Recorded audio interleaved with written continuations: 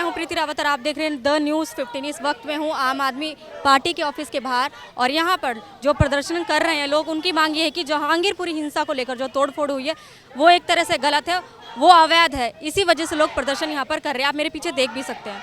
BJP वालों ने तोड़फोड़ कर रहे हैं, जहांगीरपुरी में इतनी तोड़फोड़ की, सरे हम लोगों से पैसे मांग रहे हैं, उसके खिलाफ हम ये प्रोटेक्शन कर रहे हैं।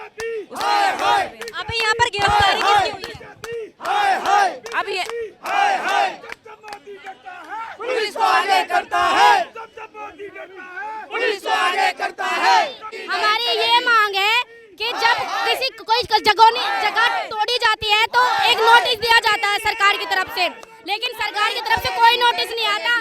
झोपड़पट्टी तोड़ी जा रही है, गरीब लोगों का घर तोड़ा जा रहा है, गरीब लोगों की दुकान तोड़ी जा रही है, कोई नोटिस नहीं है। हमारी ये मांग है कि घर तोड़ने से पहले नोटिस दिया जाए।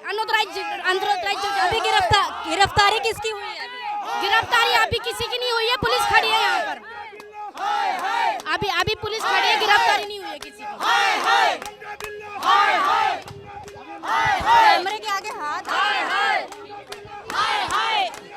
हाय हाय हाय।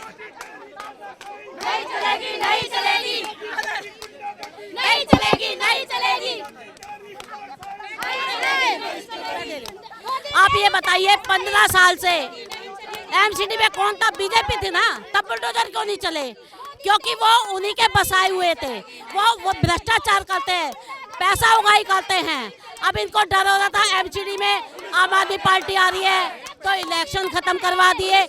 ये बीजेपी वाले कभी किसी को जीने नहीं देंगे। अभी कहते हैं बांग्लादेशी जो है वो बीजेपी ने बसाए हुए थे, वोट बैंक की वजह से। बीजेपी भ्रष्टाचारी है, भ्रष्टाचार करती ही रहेगी। मैम, ये प्रदर्शन के लिए आप क्यों इकट्ठा हुए? मैम, ये जो इसने अपनी भाजपा ने जो इतना आतंक मचा रखा है कि किसी को भी, वो छोटे से छोटे क्या किसी के लेवल पे भी वो काम नहीं कर रहा है। दरअसल सबको ही इतना बुरी तरह से उसने निचोड़ रखा है कि कोई कुछ भी नहीं कर पा रहा है। तो हम उसी के प्रोटेस्ट के लिए आए हैं कि ये सब जो इन्होंने बुलडोज़र चलाया कि आओ देखना था, जिसमें से बुलडोज़र चला दिया, और ये इसके प्रोटेस्ट के लिए आए हैं हम लोग सारे। तो मैम, अभी जिनकी गिरफ्तारी हुई है उनके बारे में मैं आपसे जानना चाहूँ। ये सरासर गलत है। गिरफ्तारी जो इन्होंने की है अपनी गुंडागर्दी दिखा रहे हैं और इनकी गुंडागर्दी अब हम बिल्कुल नहीं चलने देंगे। इस प्रदर्शन में जिनकी गिरफ्तारी बिल्कुल गलत है मैम, क्योंकि हम प्रोटेस्ट कर रहे हैं, हम आम आदमी के लिए लड़ रहे हैं। जिनके घरों में आप देखिए जहांगीरपुरी में क्या हुआ है, छोटे छोटे घरों में छोटे छोटे काम थे, दुकानें थी, उनकी बेरोजगार कर दिया है उन लोग को। इन लोगों ने बहुत गलत किया। इनकी गुंडागर्दी हम नहीं चलने देंगे, किसी भी हाल में नहीं चलते देंगे। जैसे कि प्रोटेस्ट को लेकर आप लोग ज़्यादातर जहांगीरपुरी वाला मुद्दा जो है उसको उठा रहे हैं, लेकिन देखा जाए तो वहाँ पर दो पक्षों में लड़ाई हुई थी और दोनों पक्षों को ही कहीं ना कहीं नुकसान हुआ है। ये बर्बरता की लड़ाई है, ये आपसी दुश्मनी क्रिएट करने की लड़ाई है। ये अगर आप कहें कोई कम्युनिटी की लड़ाई है तो मुझे नहीं लगता कम्युनिटी की लड़ाई है। ये जानबूझ के ऐसा दंगा फैलाया जा रहा है कि लोगों के दिन में हिंदू और मुसलमान की एक जो भावना है वो आ जाए और झगड़े शुरू करें। जो लेंटर वगैरह डलते हैं, कोई अपने घर पे लेंटर डालने लगता है तो वहाँ पर पहुँच जाते हैं, जी आप पहले हमें पैसे दो तब हम आपको लेंटर डालने देंगे। ऐसे थोड़ा ना गुंडागर्दी चलेगी। अगर ये हिंदू मुस्लिम का झगड़ा, लोग कहते हैं कि हिंदू हम भी लोग, तो मैं मुस्लिम हूँ, ये मेरी सब बहनें हिंदू हैं, तो हम लोग आज एक साथ क्यों खड़े हैं? ये हिंदुस्तान है, हिंदुस्तान में सबका हक है रहने का। यहाँ हिंदू भी रहते हैं, यहाँ मुस्लिम भी, यहाँ सिख भी, ईसाई भी। यहाँ बीजेपी नहीं रहती, यहाँ पर बीजेपी वाले लोग नहीं रहते, यहाँ पर सब लोग एक साथ रहते हैं। और ये कुछ दिन से झगड़े जो हो रहे हैं ना, ये सब इन्हीं के कराए हुए हैं। और इससे पहले भी तो लोग रह रहे थे, इससे पहले तो कुछ नहीं हुआ। इससे पहले तो कोई लॉ एंड ऑर्डर नहीं आया कि हाँ जी घर तोड़ो, मकान तोड़ो, लोगों को परेशान करो, गरीब लोगों को परेशान करो। यहाँ युवाओं को परेशान करते हैं, यहाँ मुस्लिम को परेशान करते हैं, या हिंदू को परेशान करते हैं। तो इन लोगों ने परेशानी का ठेका ले रखा है क्या? अगर मोदी है तो मुमकिन है, सब कुछ मुमकिन है। ऐसा नहीं होना चाहिए। सबके लिए जो इन लोगों का नारा है ना, सबका साथ सबका विकास, तो वो सबका साथ सबका विकास नहीं हो रहा है। आम आदमी पार्टी में रहकर ये सब हमें पता चल रहा है कि यहाँ पर सबका विकास है। अगर सबके लिए पानी है तो सबके लिए है, सबके लिए फ्री है, बिजली तो सबके लिए फ्री है। यहाँ पर हिंदू मुसलमान को देख के, या बीजेपी और कांग्रेस को देख के, या आम आदमी पार्टी वालों को देख के पानी नहीं दिया जाता, लाइट नहीं दी जाती है, सारी सुरक्षाएं नहीं दी जाती हैं। आज जो अरविंद केजरीवाल जी सोच रहे हैं, जो उनका कहना है, वो ज़्यादा बेटर है, क्योंकि फ्री की आपने फ्री की नीति की बात करी कि जैसे बिजली फ्री, पानी फ्री, सबके लिए फ्री है, लेकिन जो विपक्षी पार्टियां वो कहती फ्री की सुविधा जो देकर लोगों को एक तरह से लाचार बनाया जा रहा है। लाचार क्या है, इसलिए तो मतलब जो नेता लेते हैं वो क्यों नहीं छोड़ते, वो भी तो छोड़ना चाहिए ना उनको। आप अपना छोड़ो, वो लोग तो ये बताइए, हम लोग जो टैक्स देते हैं वो अगर गरीबों तक पहुंच रहा है तो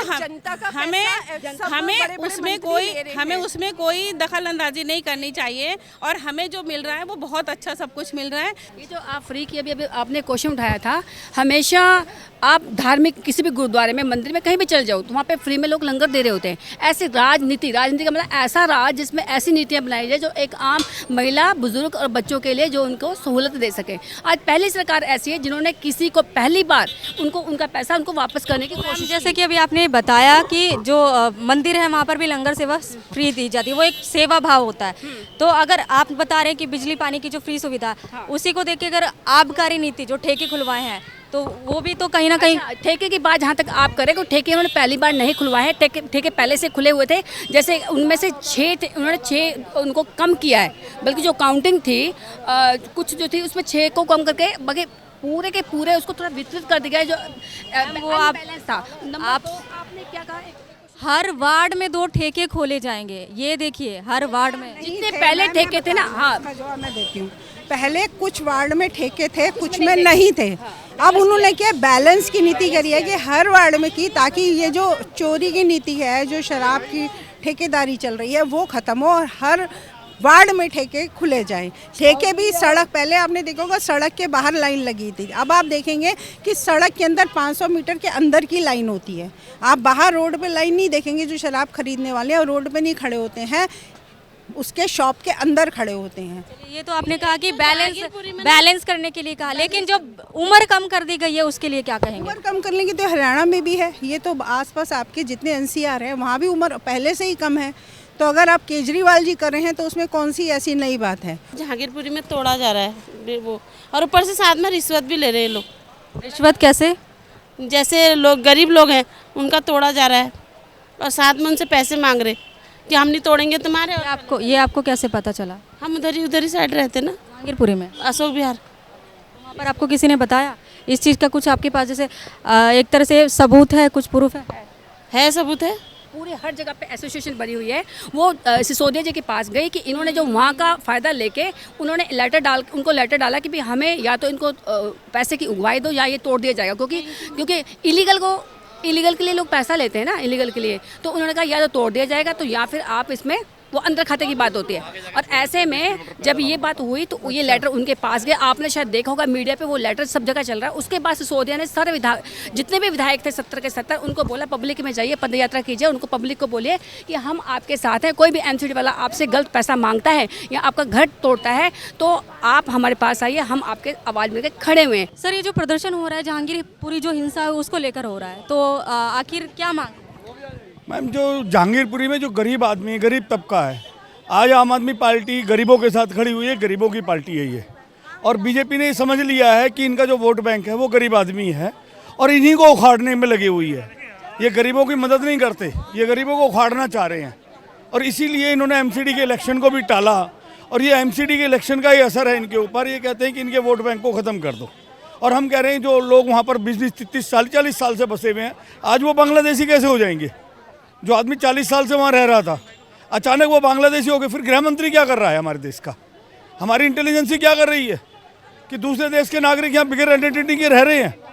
प्रदर्शन और भी जगहों पर हो रहा है। हाँ, पूरी दिल्ली में है।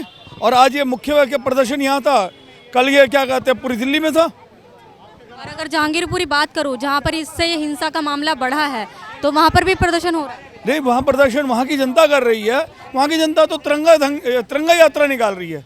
वहाँ के लोगों तो कह रहे हैं कि हमारे बीच में कोई मतभेद ही नहीं है, हिंदू मुसलमानों ने सबने मिलकर वहाँ तिरंगा यात्रा निकाल रही है। तो वो लोग कौन थे जो वहाँ दंगा फैला रहे थे और सरकार किन के पीछे खड़ी हुई है?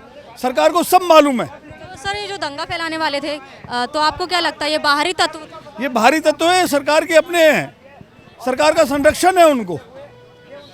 और नहीं तो सरकार बताए कि वो प्रदर्शन जो हो रहे थे उन प्रदर्शनों में कहाँ के लोग आए हुए थे उस इलाके में? वो इलाके के तो थे नहीं वहाँ पर।